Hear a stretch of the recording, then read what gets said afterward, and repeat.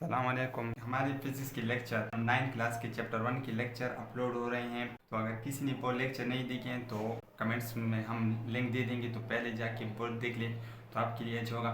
आज से हम स्टार्ट ले रहे हैं एटम सीरीज़ के। मतलब इसमें हम आपको बताएंगे कि एटम क्या है, एटम की हिस्ट्री क्या है, और शुरू से लेके मतलब जिस तरह एटम पे काम हुआ शुरू से वो हम बताएंगे, और लास्ट तक मतलब आजकल हमारे पास जो एटम का मॉडल है ना एडवांस, उसके बारे में पढ़ेंगे।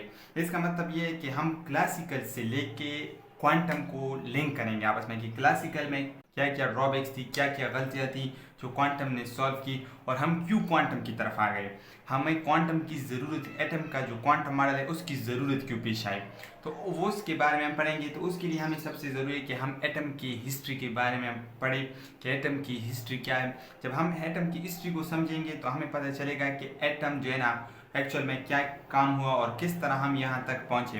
तो सबसे पहले हम इसकी इंट्रोडक्शन कर लेते हैं। तो देखिए, हमें पता है कि ये जो मैटर है ना ये एटम से मिलकर बनी है, और एटम किस तरह बनी है, तो ये तमाम दुनिया के लोगों के लिए एक राज थी।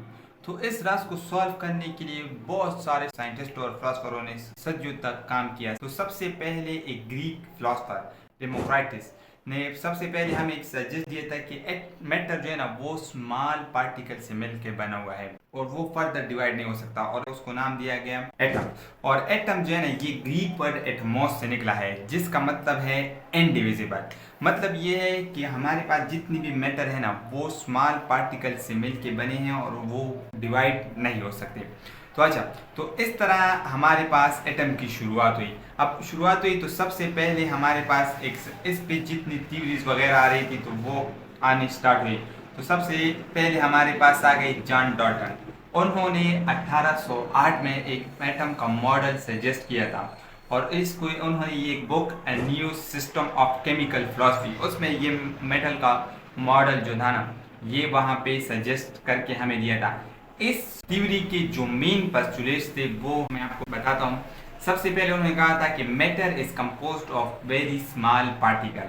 मतलब ये कि हमारे पास जितनी भी मैटर है ना वो स्मॉल पार्टिकल से मिलकर बने हैं, छोटे छोटे पार्टिकल से मिलके बने हैं, इस तरह के पार्टिकल से मिलके बने हुए हैं।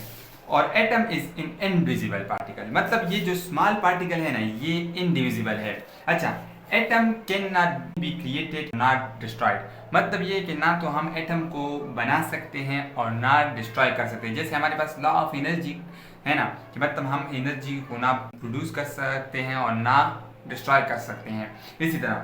और आगे लिखा है कि atom of particular element and identical size, shape, mass and also in other properties. इसका मतलब ये है कि हमारे पास मिसाल के तौर पर अगर हमारे पास हाइड्रोजन का एटम है तो उसके जो पार्टिकल्स हैं मतलब वो किस तरह बने हैं, उसकी स्ट्रक्चर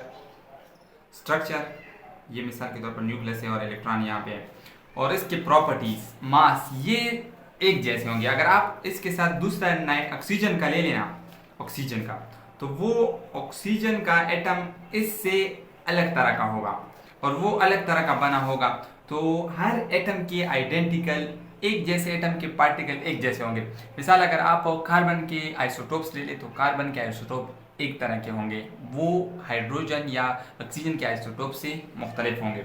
इसी तरह पांचवा जो इसका पोस्टुलेट था वो ये था कि atoms of different elements are in their different properties. वही बात है कि जो मुख्तलिफ हो उनकी प्रॉपर्टीज एक दूसरे से मुख्तलिफ होगी। Atoms all chemical reaction due to the combination और सेपरेशन ऑफ एटम। हमारे पास जितनी भी केमिकल रिएक्शन होते हैं ना वो दो एटम्स की कम्बिनेशन से या सेपरेशन से बनेंगे। जैसे मैं आपको मिसाल दे दूं कि हम हाइड्रोजन के दो एटम्स और ऑक्सीजन के एटम्स को जब हम मिला लेते हैं तो हमारे पास बन जाता है H2O, और H2O जो है ना ये हमारे पास वाटर है, वाटर बन जाती है। तो इसी तरह हमारे पास ये इसके कुछ पोस्टुलेट्स आ गए। अब ये उन्होंने जो कुछ मेन आइडियाज बताए, अच्छा ये इसके कुछ पोस्टुलेट आ गए थे। तो इसके बारे में एटम का मतलब एटम की नज़रिए की यहाँ से शुरुआत हो गई। अब इसको प्रूफ करने के लिए हमारे पास बहुत सारे साइंटिस्ट आए थे, जैसे थॉमसन हो गए, थॉमसन, फिर रदरफोर्ड, फिर नील बोहर, फिर नील बोहर जो है ना इसके बाद क्वांटम की शुरुआत हो गई। तो ये तमाम साइंटिस्ट हैं। तो इस तरह के हम एक एक को अलग अलग बयान करेंगे, ठीक है। तो अच्छा, अगर आपका कोई क्वेश्चन हो या कोई डाउट वगैरह हो तो आप हमें कमेंट सेक्शन में ज़रूर बताएं। Thank you.